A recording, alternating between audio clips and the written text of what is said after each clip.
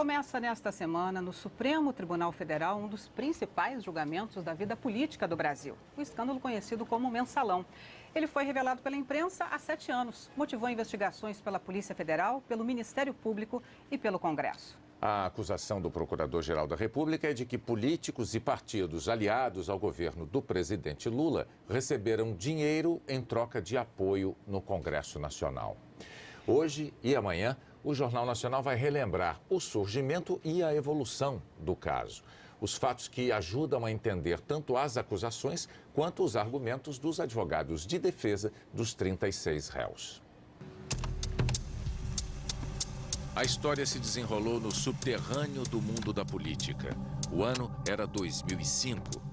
E a acusação era de que deputados vendiam apoio político ao governo do presidente Lula em troca de uma mesada. O escândalo começou com a divulgação de um vídeo pela revista Veja.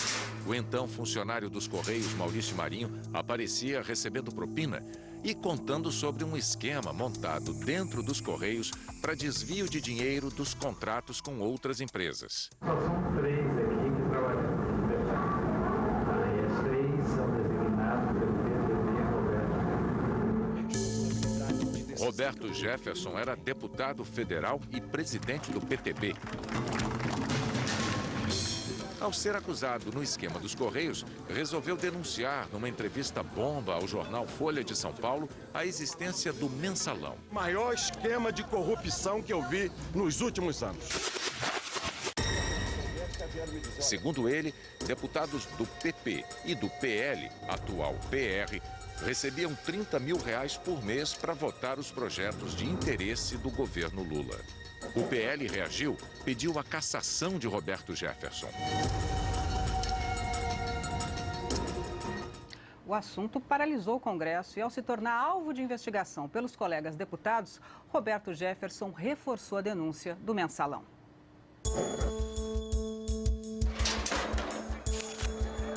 Para o plenário lotado do Conselho de Ética, Roberto Jefferson disse que recebeu R$4 milhões do PT sem declarar à Justiça Eleitoral.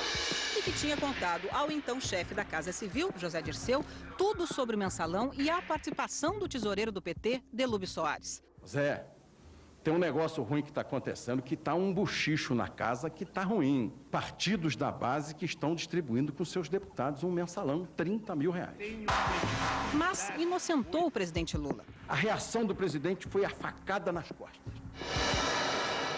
E usou um estilo teatral para dar um conselho a José Dirceu em tom de ameaça. Zé Dirceu, se você não sair daí rápido, você vai fazer réu um homem inocente que é o presidente Lula. Poucos dias depois, o ministro-chefe da Casa Civil caiu. José Dirceu, da Casa Civil, foi o primeiro a deixar o ministério. Não me considero fora do governo, me considero parte integrante do governo. O governo do presidente Lula é a minha paixão, é a minha vida. E eu, ao sair, deixo aqui parte da minha alma, do meu coração, todos sabem, mas não deixo a minha alma. Ela vai comigo para a luta. Eu sei lutar na planície e no Planalto. Naquelas semanas, 3 comissões parlamentares de inquérito funcionavam ao mesmo tempo em Brasília. Depoimentos eram colhidos quase todos os dias e mesmo o deputado Roberto Jefferson ainda tinha o que contar na CPI dos Correios. O personagem central da história apareceu de olho roxo, segundo ele por causa de um acidente doméstico e disposto a fazer novas revelações. Vejo que muitos que ontem exorcizavam aqueles fantasmas agora se abraçam com eles. Contou que o dinheiro do mensalão era pago no Banco Rural e que assessores dos parlamentares eram encarregados de buscar a propina na agência. Subiam até o escritório do banco para receber lá 30, 40, às vezes 20, até 60 mil. Um dos saques de R$50 mil foi feito pela mulher do deputado João Paulo Cunha, do PT, que na época era presidente da Câmara. E assim surgiu a figura de Marcos Valério, um empresário da área de propaganda de Minas Gerais e que seria o responsável pelo dinheiro do mensalão.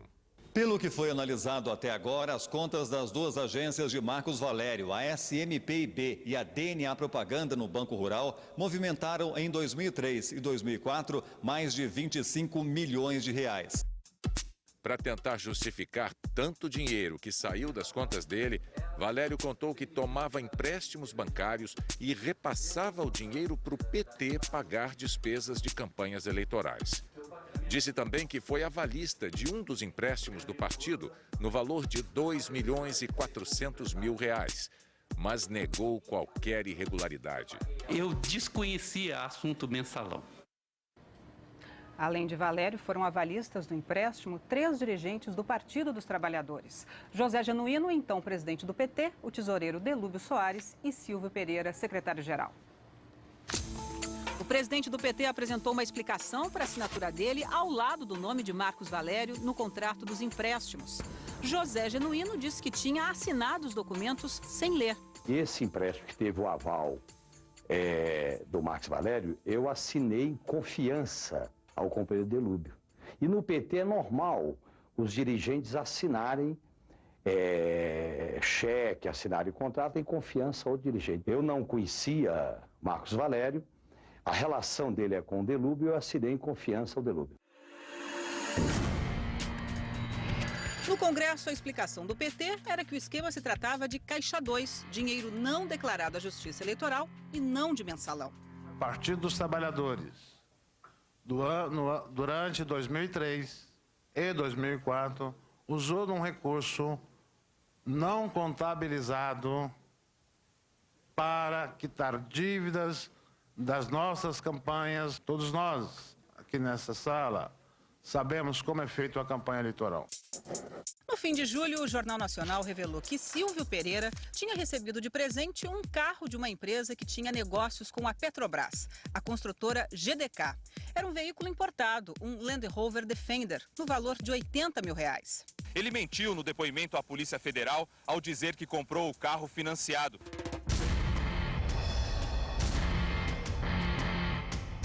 No mesmo mês, os três acabaram tendo que se afastar da direção do PT, Delúbio Soares, José Genuíno e Silvio Pereira. E um novo personagem apareceu. O publicitário Duda Mendonça admitiu publicamente que recebia pagamentos do PT numa conta bancária fora do Brasil, que teria sido aberta por ordem de Marcos Valério. Segundo o publicitário, o PT ainda lhe deve 14 milhões de reais, referentes à campanha de 2004. Ele admitiu que era pago com dinheiro não declarado. Não podia emitir nota fiscal, tá na cara que esse dinheiro não é um dinheiro oficial. O escândalo atingiu então o ex-ministro da Secretaria de Comunicação. Luiz Guxiquem foi acusado de mandar o Banco do Brasil assinar contrato de publicidade sem licitação com a empresa DNA de Marcos Valério e pagar antecipadamente mais de 20 milhões de reais à empresa. Em meio às denúncias, Guxiquem acabou saindo do governo. Em 2011, depois de concluir a investigação, o Procurador-Geral da República, Roberto Gurgel, pediu a absolvição do ex-ministro Guxiquem ao Supremo Tribunal Federal por considerar que não havia provas contra ele. No Congresso, um dos momentos mais marcantes. O autor das denúncias e um dos principais acusados ficaram frente a frente. 2 de agosto. No Conselho de Ética, o depoimento do ex-ministro José Dirceu, acusado de ser um dos responsáveis pelo mensalão. E na primeira fila da plateia, o autor das denúncias.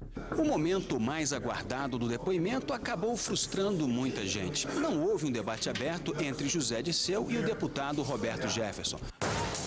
Mas os ataques foram bem diretos.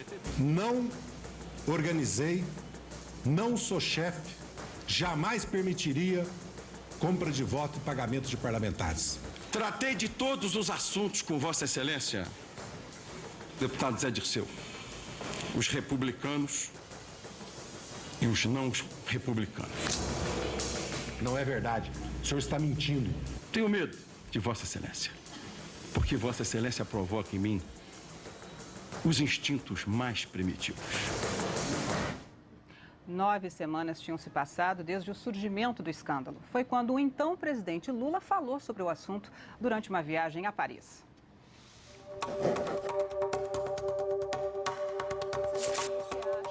A entrevista foi divulgada em primeira mão pelo Fantástico. Doa quem doer, sabe? Nós vamos continuar sendo implacáveis, sabe? Na apuração da corrupção, o PT tem que explicar para a sociedade brasileira que erros cometeu. O que o PT fez do ponto de vista eleitoral é o que é feito no Brasil sistematicamente. Menos de um mês depois, o presidente voltou à televisão, desta vez em um pronunciamento em cadeia nacional.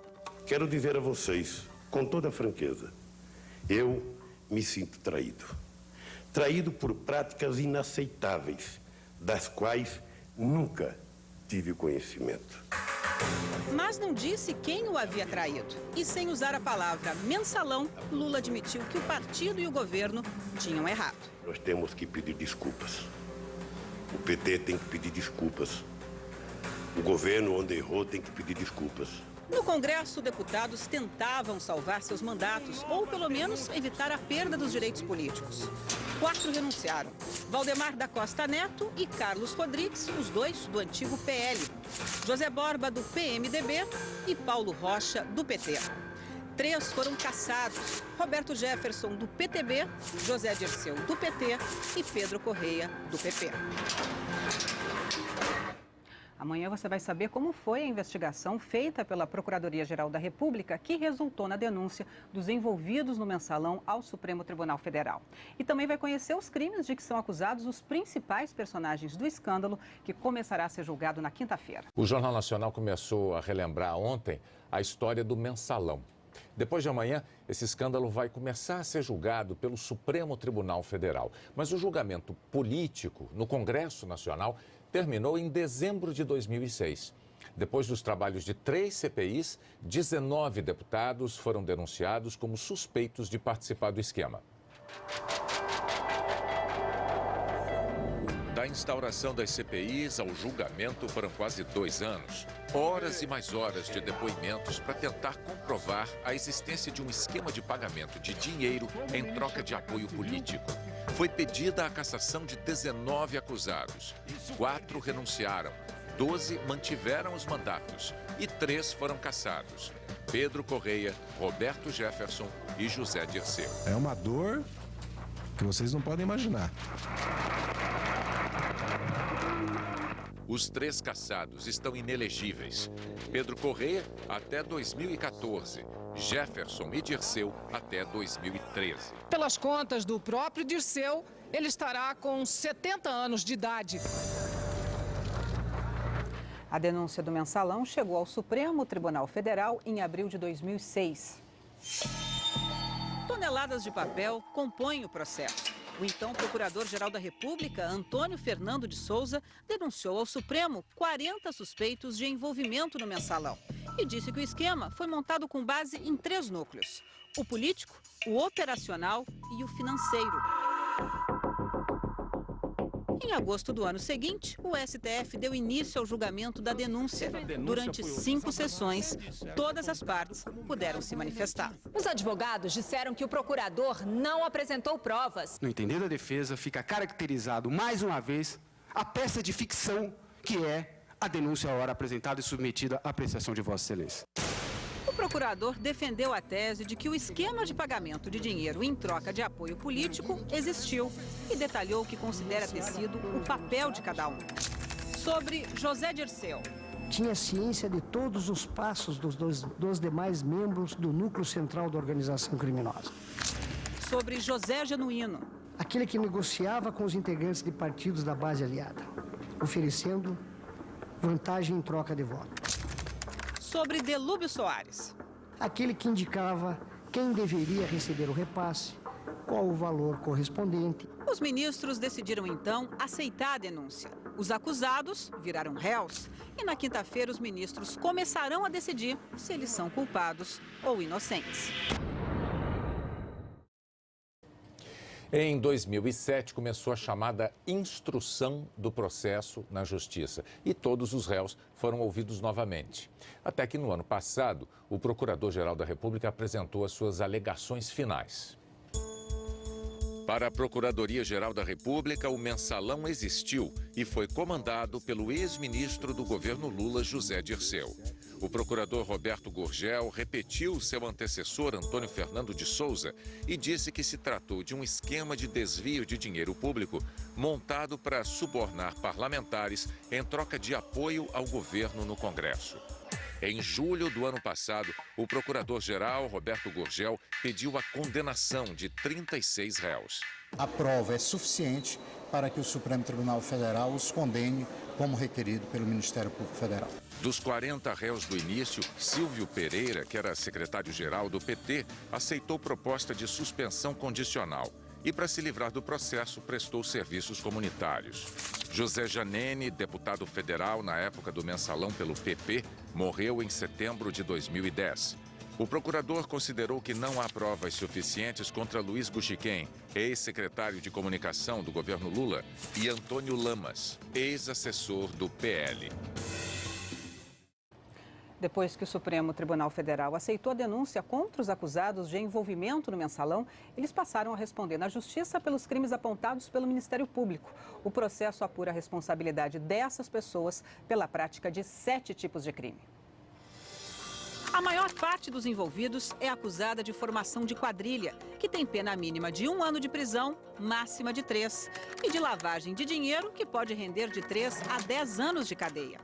O principal personagem do caso, o ex-ministro José Dirceu, foi apontado pelo então procurador-geral Antônio Fernando, na primeira denúncia, como chefe da quadrilha. Dirceu e outras pessoas são acusados de corrupção ativa. O crime consiste em prometer ou oferecer vantagem indevida a um funcionário público e tem pena mínima prevista de 2 anos e máxima de 12. Outros réus respondem também por corrupção passiva, que ocorre quando o funcionário público solicita a vantagem indevida em função do cargo que exerce. A pena é a mesma da corrupção ativa. Em relação a alguns réus, os ministros também vão julgar se houve prática de peculato. O peculato é caracterizado quando o funcionário público age sozinho para desviar dinheiro ou obter vantagem. Também pode ser acusada de peculato a pessoa que recebe o benefício pela irregularidade. A pena para este crime varia de 2 a 12 anos de prisão. As pessoas apontadas como integrantes do chamado núcleo operacional do mensalão, que seria responsável por abastecer o esquema, são acusadas de enviar dinheiro para contas no exterior de forma irregular. Esse é o crime de evasão de divisas, que tem punição prevista de 2 a 6 anos de prisão. Personagens do núcleo financeiro são acusados de gestão fraudulenta por simular, segundo o Ministério Público, empréstimos que teriam permitido lavar o dinheiro do esquema de compra de apoio político. Dirigentes do Banco Rural assinavam os empréstimos supostamente fictícios que eram repassados a empresas de Marcos Valério e ao PT. A pena para este crime é de 3 a 12 anos de prisão. Olha, como eu disse agora há pouco, depois de ouvir a acusação do Ministério Público e os advogados de defesa, os ministros vão julgar se os réus são culpados ou inocentes. E nos casos em que ficar comprovado o desvio de recursos públicos, os envolvidos também poderão ser condenados a devolver o dinheiro. Os advogados dos réus afirmam que eles são inocentes, que não há provas para condená-los e que esperam um julgamento técnico e justo no Supremo. Apenas os advogados de José Dirceu e de Delúbio Soares não comentaram o caso. E o relator do processo do mensalão no Supremo, Joaquim Barbosa, autorizou os advogados de 3 réus a terem acesso ao resumo das acusações entregue pelo procurador-geral aos ministros na semana passada. No documento, Roberto Gurgel diz que o mensalão foi o mais atrevido e escandaloso esquema de corrupção flagrado no país. Olha, há pouco, na reportagem sobre o mensalão, uma imagem mostrou o ex-ministro José Dirceu entre os acusados de corrupção passiva. Na verdade, ele é acusado pela Procuradoria-Geral da República de corrupção ativa, peculato e formação de quadrilha.